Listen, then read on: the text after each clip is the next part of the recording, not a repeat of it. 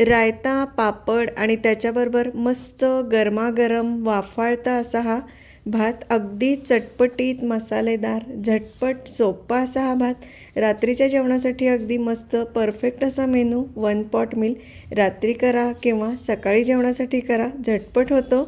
नमस्कार, मी ज्योती पटवर्धन. ज्योती पटवर्धन चॅनलवर तुमच्या सगळ्यांचं अगदी मनापासून स्वागत. आता या भाताबरोबर इतर काही करायलाच पाहिजे असं काही नाही, पण अगदी भात एक्के भात नको म्हणून मी असा सोपा झटपट रायता तयार करते. त्यासाठी मी इथं दही फेटून घेतलं, त्यामध्ये चवीनुसार साखर आणि चवीनुसार मीठ घातलं, बारीक चिरलेला कांदा, टमॅटो आणि कोथिंबीर घातली.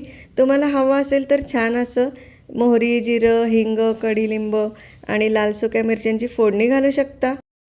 माझ्याकडे आवडत नाही म्हणून मी फोडणी घातलेली नाही आहे. थोडीशी भाजलेल्या जिऱ्याची पूड आणि थोडंसं लाल तिखट घालून मिक्स केलं आणि आपला हा सोपा असा रायता तयार आहे. आता करूया भाताची तयारी. त्यासाठी मी इथं सुरती कोलम तांदूळ घेतलेत. तुमच्याकडं जे आवडत असतील ते तांदूळ घेऊ शकता. 1.25 वाटी मी इथं तांदूळ घेतलेत. 2-3 वेळा पाण्याने स्वच्छ असे धुवून घेणार आहे. तांदूळ भिजत वगैरे घालणार नाही, नुसते 2-3 वेळा पाण्याने धुवून घेतलेले आहेत. आता मी हा भात कुकरमध्ये करते. तुम्हाला हवं तर सुट्टा पण करू शकता. 8-9 चमचे म्हणजे 8-9 टीस्पून तेल घेतलेलं आहे. त्यात अर्धी वाटी हे कच्चे शेंगदाणे घातलेले आहेत. शेंगदाणे या तेलामध्ये छान असे तळून घेणार आहे. या पद्धतीने छान असे ते फुटायला लागले की हे बघा शेंगदाणे तळून झालेले आहेत. त्यामध्ये 2 तमालपत्र घातली.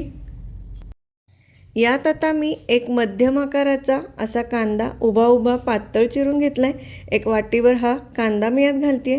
परतून घेऊया एखादा मिनिट, 1-2 मिनिट हा छान असा सोनेरी होईपर्यंत परतून घेतलेला आहे. तुम्ही बघू शकताय कांदा छान परतून झाला आहे. आता 8-10 लसूण पाकळ्या मी इथं ठेचून घेतलेत. तुम्हाला खूप चटपटीत हवा असेल तर 1-2 हिरव्या मिरच्यासुद्धा तुम्ही यात कुटून घालू शकता. मी फक्त लसूण पाकळ्या कुटून घातलेल्या आहेत.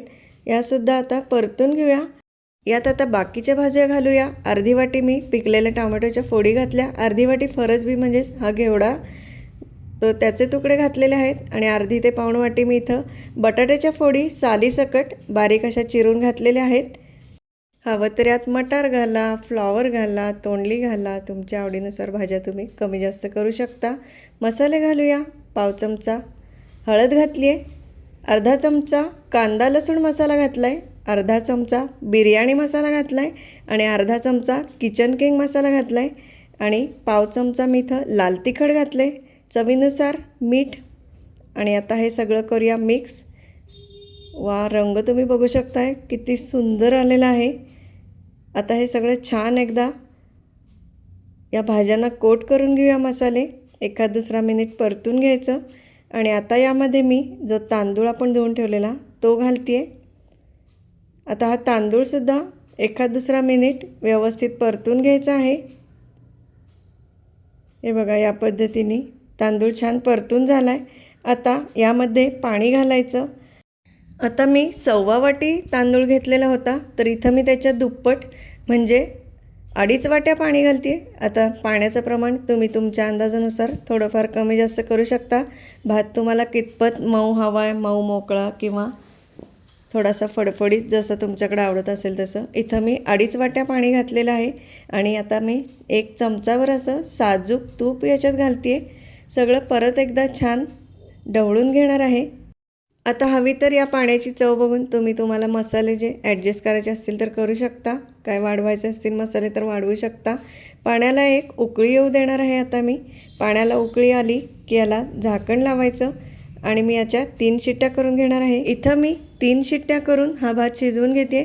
तुम्ही तुमच्या अंदाजानुसार कुकरच्या या शिट्ट्या करून घेऊ शकता. आता झाकण पडल्यानंतर उघडून बघूया कुकर. इतका घमघमाट सुटला आहे, मस्त सुगंध सुटला या भाताचा. एकदा खालपासून छान असं हलक्या हाताने ढवळून घेणार आहे. तुम्ही बघू शकता भात किती छान मऊ मोकळा असा झालेला आहे. आता याच्यावर मी घालते बारीक चिरलेली कोथिंबीर. वा, मस्त दिसते अगदी. आपलं हे 1 पॉट मील तयार आहे. तुम्ही बघू शकता खूप सुंदर असा हा मेनू आपला तयार झालेला आहे. आय होप की तुम्हाला हा व्हिडिओ आवडला असेल. धन्यवाद.